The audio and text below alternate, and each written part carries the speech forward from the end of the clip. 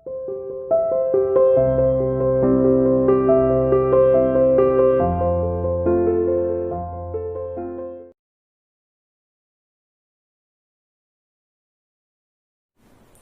Dear student, welcome to C international school online classes dear plus one commerce class. आज हम new chapter 6 price elasticity of demand शुरू करेंगे। ठीक है, अब तक हमने पढ़ा है डिमांड क्या है, कैसे उसका प्राइस के साथ रिलेशन, ये सब हम डिस्कस कर चुके हैं। ठीक है, प्राइस इलास्टिसिटी ऑफ डिमांड में हम डिस्कस करेंगे कि कैसे जब प्राइस चेंज होता है तो डिमांड इंक्रीज या डिक्रीज तो होती है, क्वांटिटी डिमांड इंक्रीज डिक्रीज तो होती है, लेकिन कितने परसेंट इंक्रीज डिक्रीज हुई उसके बारे में हम डिस्कस करेंगे। अगर हम लास्ट चैप्टर में देखें तो हमने ये पढ़ा था कि प्राइस, वस्तु का प्राइस इंक्रीज हो रहा है, जैसे इसका प्राइस इंक्रीज हो रहा है तो इसकी क्वांटिटी डिमांड डिक्रीज हो रही है। ठीक है, इसका प्राइस डिक्रीज हो रहा है, क्वांटिटी डिमांड इंक्रीज हो रही है, लेकिन इससे कंक्लूजन नहीं निकलता है। आप कंपेयर नहीं कर सकते इसको दूसरी वस्तु से जब तक हमारे पास एक मेजरमेंट नहीं हो, हमारे पास कोई एक परसेंटेज नहीं हो, कोई डिजिट नहीं हो, एक चेंजेस तो होना चाहिए कि भाई दो वस्तु के प्राइस गिर रहे हैं तो उनकी दोनों की डिमांड, क्वांटिटी डिमांड डिक्रीज हो रही है, किसकी ज्यादा डिमांड डिक्रीज हो रही है वो केवल कहने से नहीं, क्वालिटी से नहीं पता चलेगा, वो क्वांटिटी से पता चलेगा। तो ये क्वांटिटी बताएगा इलास्टिसिटी ऑफ डिमांड। चलिए देखिए, इन प्रीवियस चैप्टर में हमने क्या पढ़ा, how quantity demand is related to on price of the commodity, कि कैसे जो क्वांटिटी डिमांड है उसका वस्तु के रिलेशन, यानी इसकी जो क्वांटिटी डिमांड है ये इसके प्राइस से कितना ज्यादा प्रभावित होती है। हमने ये पढ़ा जब इस वस्तु का प्राइस डिक्रीज हो जाएगा तो इसकी डिमांड क्या हो जाएगी, इंक्रीज नहीं। क्वांटिटी डिमांड क्या इंक्रीज डिक्रीज लगा सकते हैं, लेकिन डिमांड लगाएंगे तो क्या होगी, एक्सटेंशन हो जाएगी।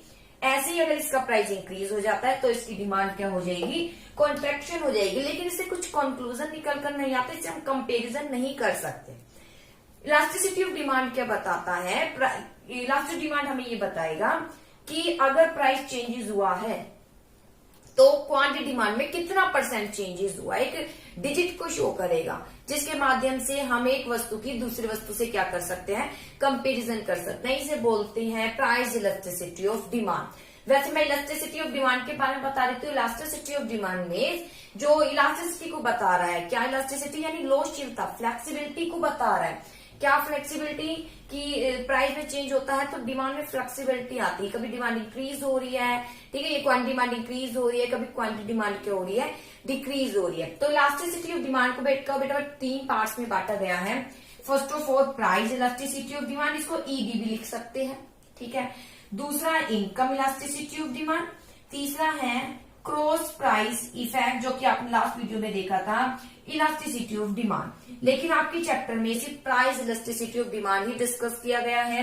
इनकम और क्रॉस प्राइस इफेक्ट का, cross price effect elasticity demand का डिस्कशन नहीं किया गया, इसलिए लेसन है प्राइस इलास्टिसिटी ऑफ डिमांड। वैसे इलास्टिसिटी ऑफ डिमांड तीन है इसके टाइप, ठीक है, price, income, cross price effect. ठीक है, लेकिन फिलहाल आप जो प्लस वन में आपका जो सिलेबस है अकॉर्डिंग टू सीबीएसई गाइडलाइंस, ठीक है, आपके सिलेबस के अकॉर्डिंग केवल प्राइस इलास्टिसिटी ऑफ डिमांड का यहाँ डिस्कशन किया गया है, तो हम इस पर ही डिस्कशन करेंगे।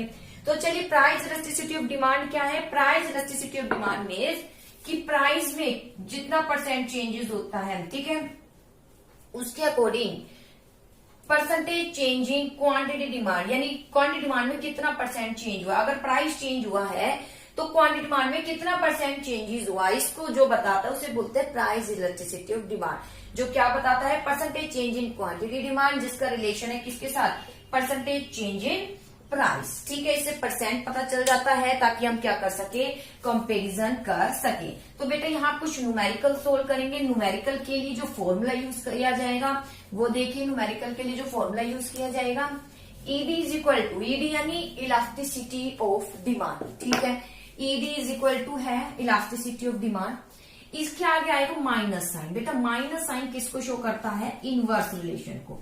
किसको शो करता है, इनवर्स रिलेशन को। जैसे अगर ईडी हम क्वेश्चन अगर निकाल भी लेते हैं, आंसर आता है -3, एक आता है -2।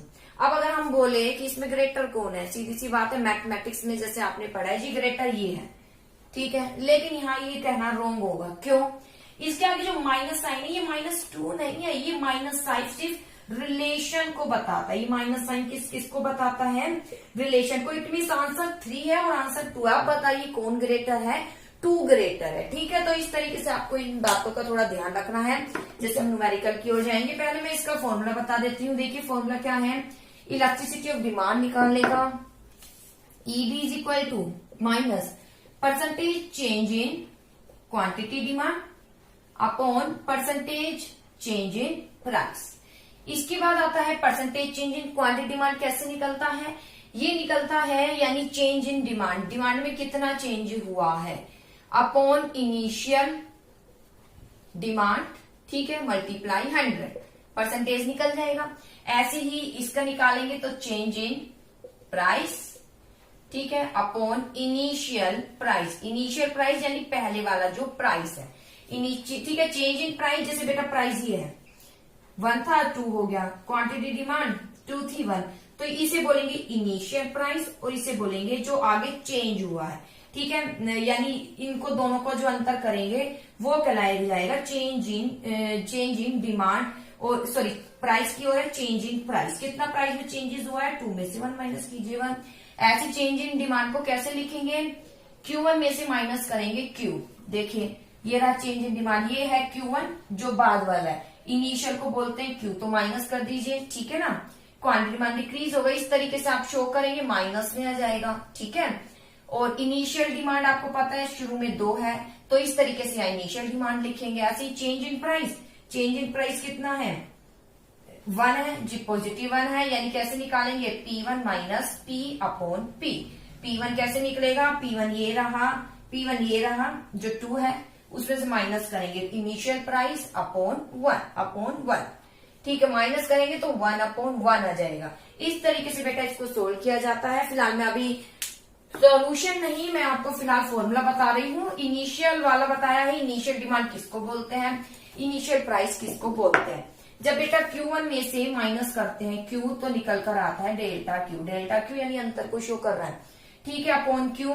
ऐसे ही डेल्टा P अपॉन P।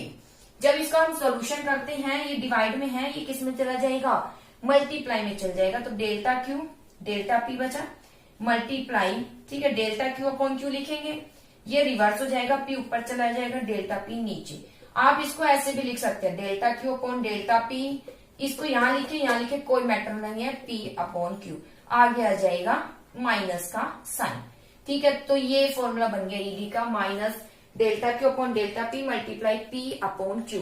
या फिर आप ये वाला यूज कर सकते हैं, जैसे जैसे क्वेश्चन आएंगे मैं करा दूंगी, percentage change in quantity demand, percentage change in price. कभी कभी क्वेश्चन में percentage change in price given है, क्वांटिटी डिमांड गिवन नहीं है, तो कैसे निकालोगे, change in price, change in demand लिखोगे, Q1 Q अपॉन Q लिखोगे, मल्टीप्लाई 100, तो परसेंटेज में आपका आंसर आ जाएगा, फिर आप उसका सॉल्यूशन कर सकते हैं। ओके बेटा, आई होप क्लियर हुआ होगा।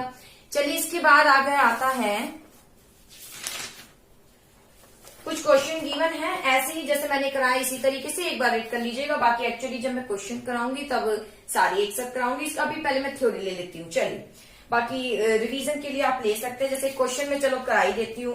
लेट अस कंसीडर करते हैं इनिशियल प्राइस आइसक्रीम का 4 कप है, इनिशियल प्राइस यानी P है 4 कप, ठीक है।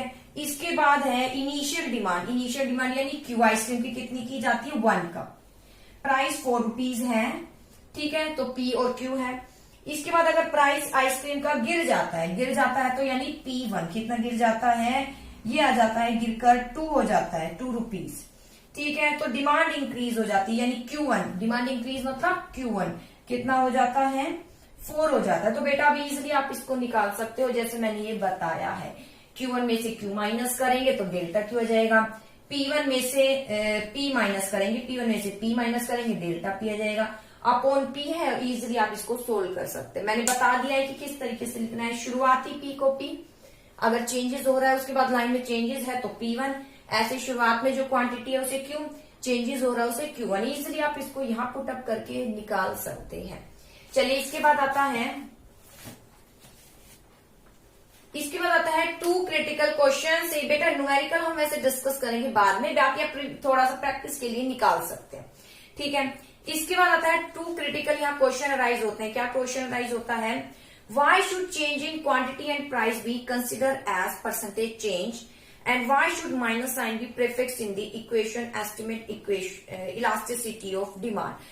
पहला क्वेश्चन राइज होता है, why should change in quantity and price be consider at percentage change. यहाँ पर हम परसेंटेज चेंज में क्यों ले रहे हैं, पीछे तो हमने ऐसा नहीं लिया, यहाँ पर हम परसेंटेज चेंज में क्यों ले रहे हैं, पहला क्वेश्चन रियलाइज हो जाता है।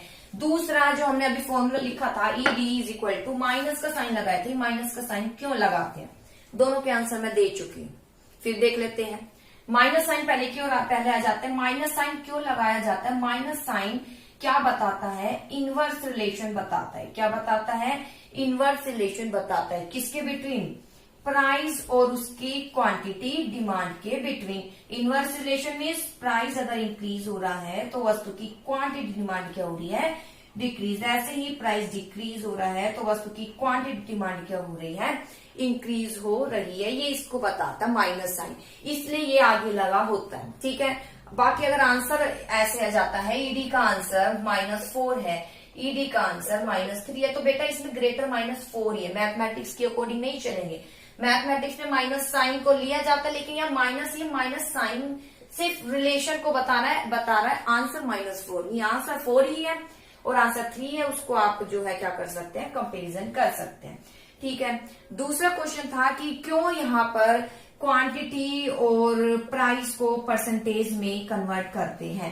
इसलिए करते हैं ताकि हम दो गुड्स में क्या कर सके, कंपैरिजन कर सके। जैसे देखिए यहाँ चेयर ले लिया और यहाँ टेबल ले लिया, मैंने क्या कहा, चेयर का प्राइस इंक्रीज हो गया, चेयर का प्राइस क्या हो गया, इंक्रीज हो गया। कितना इंक्रीज हो गया, 10 रुपए से 20 रुपए हो गया।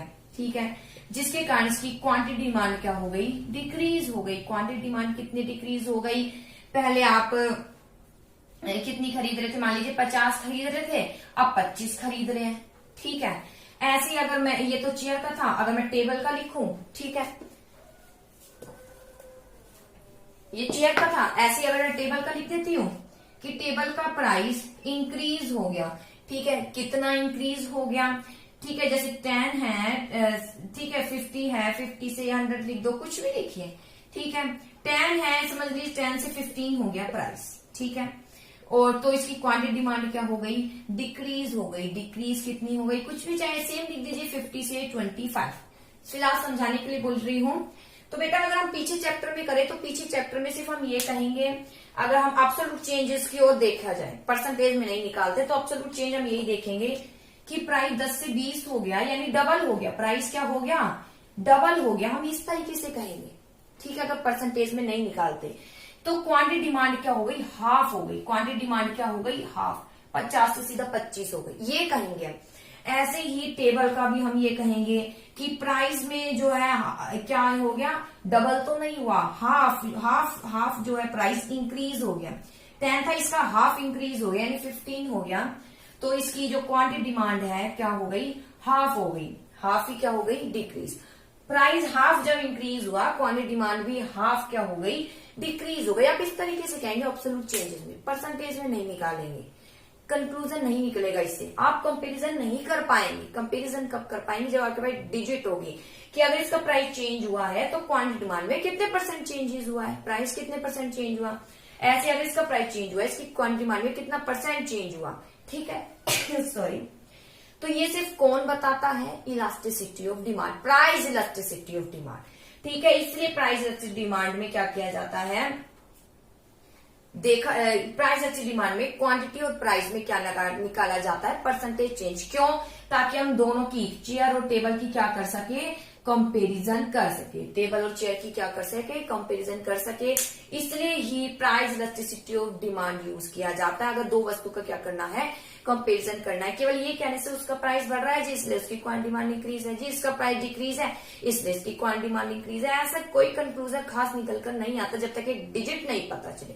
वस्तु के प्राइस बढ़ रहे हैं तो क्वांटिटी डिमांड डिक्रीज हो रही है, लेकिन कितनी, किस वस्तु की कितनी क्वांटिटी डिमांड डिक्रीज हो रही है वो तब पता चलेगा जब वहां पर एक क्वांटिटी होगी, डिजिट होगी। वो कौन शो करेगा, प्राइस इलास्टिसिटी ऑफ डिमांड के माध्यम से आप इजिली निकाल सकते हैं। तो दो क्वेश्चन राइज हुए थे, माइनस साइन क्यों यूज करते हैं, इनवर्स रिलेशन, और क्यों क्वांटिटी और प्राइस में परसेंटेज चेंज निकाला जाता है, ताकि दो वस्तु की इजिली हम क्या कर सके, कंपेरिजन कर सके। तो आज के लिए बेटा इतना ही काफी है। आई होप आपको समझ आया होगा। क्वेश्चन आप वैसे ही करके देख सकते हैं, ठीक है, बस जैसे कि फॉर्मूला यूज करना है, किस तरीके से पुटअप करके आपकी बुक में फर्स्ट सेकंड क्वेश्चन बहुत इजीली है, सिंपल दी है, वो आप कर सकते हैं। Okay, thank you.